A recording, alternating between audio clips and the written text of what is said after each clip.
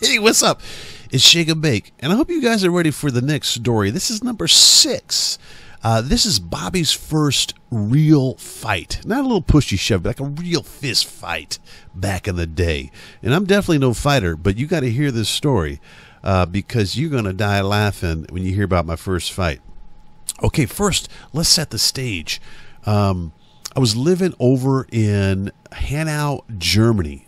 My dad was in the military, so we're living in military housing, these kind of big buildings. Look at the picture behind. We were in between those two kind of big buildings where this fight happens, this epic, legendary fight of old Bobby, a.k.a. Shake and Bake. So what happens is, let me set the stage about this guy. Now, this is back when I don't think we used the word bullying. There were just tough dudes who beat up other dudes and dudes who ran. I'd say I was in the middle category. I'd try to avoid it and maybe try to use some humor to diffuse those psychotic killers. So I'm like in the 6th grade, maybe 7th, 6th grade, maybe. And I played sports, football, baseball, and basketball and all that. So I was pretty good at the sports. But again, I was no fighter, right? Well, there was this one dude in the neighborhood, and he was a nut job. He liked to fight, and I remember we like after school, we heard he was going to fight somebody, so we all ran after. You want to see it? That's weird, I know. We didn't have phones back then. We recorded, which is I think even weirder. But he gets up to this dude, right, and the guy's bent over or something trying to pick something. This guy runs up. And I've never seen anybody kick anybody like this.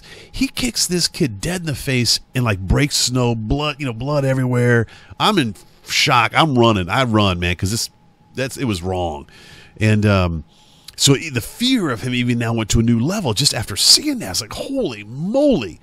Well, okay, fast forward. We're between these, see these buildings behind me? We're between those buildings playing pickup football. This is back when we didn't have, iPhones and Xbox, and we played marbles and pickup football, baseball. We rode our skateboards, hang 10, all that stuff. Listen to the Commodores, little Earth, Wind, and Fire. Who else did we listen to? Get down, boogie. Oh, yeah, I'm dating myself now. She's a brick. Yes. Okay, so what happens is playing a pickup football, and we're going at, it's like 20 of us dudes playing right between these two big buildings, like behind us in the grass, and it was it was a tackle, right? And he's got the ball, this tough dude I saw kick that guy in the face. He's running it, right? A little shake and bake action. I drop my shoulder, I lay him out. I played football, so I laid him out. Down he went. I thought it was just another hit. Well, he didn't like it because everybody was like, "Oh, damn, nice hit, Shake." And he gets up. He is pissed. I've just embarrassed him in front of the dudes, right? The neighborhood. So he gets up, and I'm ready to go back to the next play. And he squares off on me, and I'm like, "Oh, can I take the hit back?" I don't know what's going on. He puts his fist in my face. He's got his fist right in my face, like an inch away from my nose, right? And he says, I'll never forget it. He looks at me and says, "You touch it, and I'll kill you." I'm like, okay, you win. But the problem is, now everybody is, you know how it goes. All the guys had circled around us, right? And I'm like, what's about to happen here? I'm not asking for this. And I try to turn to walk away, and he won't let me. He gets back in front of me, fist in the face. "Touch it, I'll kill you."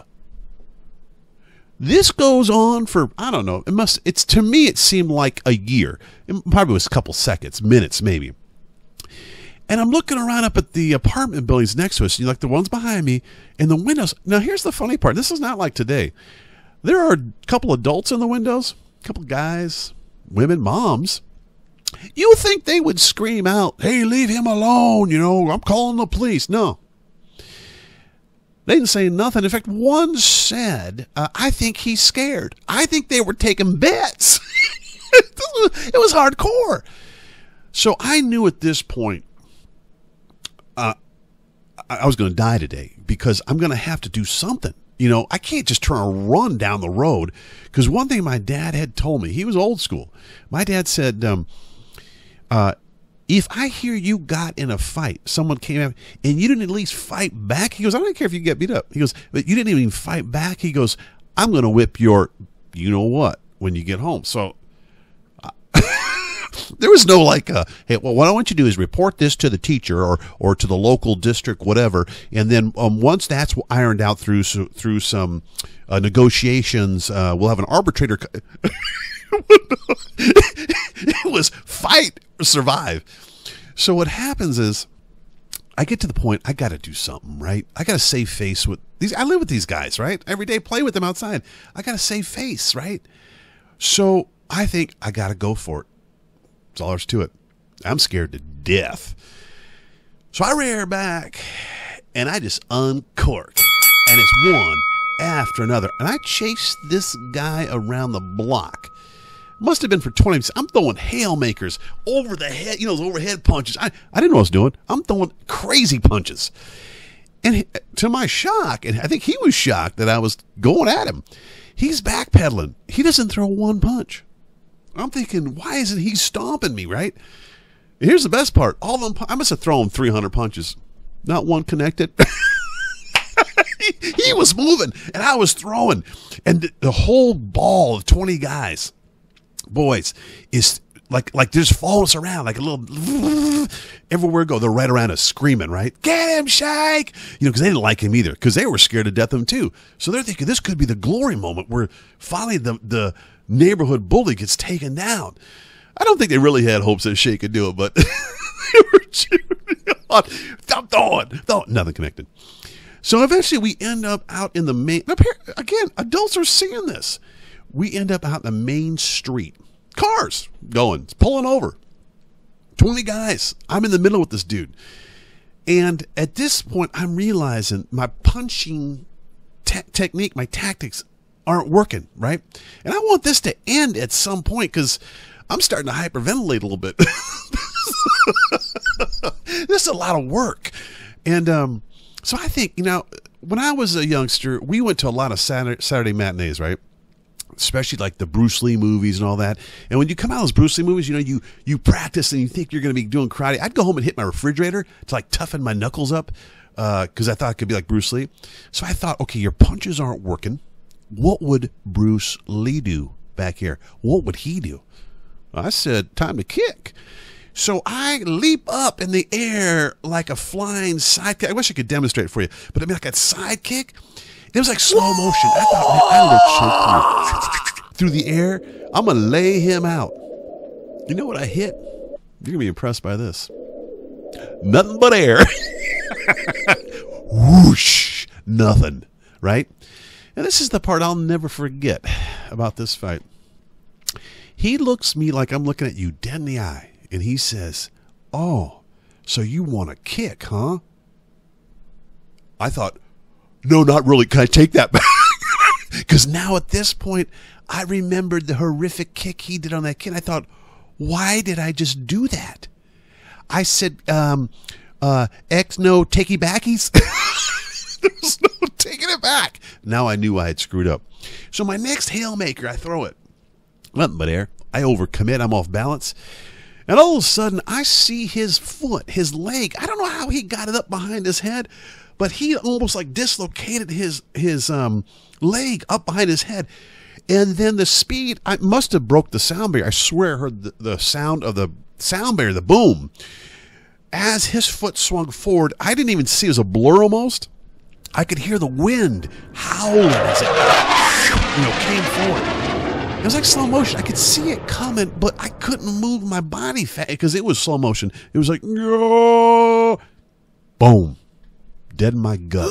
It hit my gut so hard it lifted me up off the ground. I swear, 2-3 feet. And I remember hearing around me because it got all silent. I was like, I was about to pass over.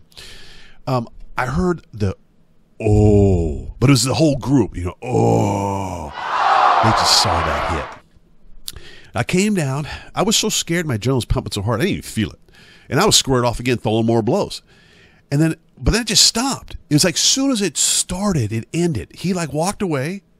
I'm like, it's over? And I'm looking around like that. I'm thinking, how did I do? And it's over. The fight's over. And here's the best part. I thought I sucked, but they were like, way to go, Shake, man. Way to go. He never messed with me again. I loved it. And thank God. I was scared to death. And I went back to my tactic of just making people laugh to avoid any of that. Because, again, it's too painful and too much work, in my opinion. So that was my first fight. Looking back, I was scared to death, though, when it happened, obviously. And I'm glad I kind of manned up. Even though I was scared, I did man up there and defend myself against what at the time was a bully. And the best part was, back in that time period, how bullies were dethroned as bullies. They ran into the wrong guy. And then they stopped being a bully. That's just kind of how it worked. I won't speak about bullying policies today. So I hope you guys enjoyed that. It was crazy.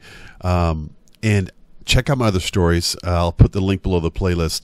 And if you like these, let me know. If they bring you a laugh or something, I'm glad then.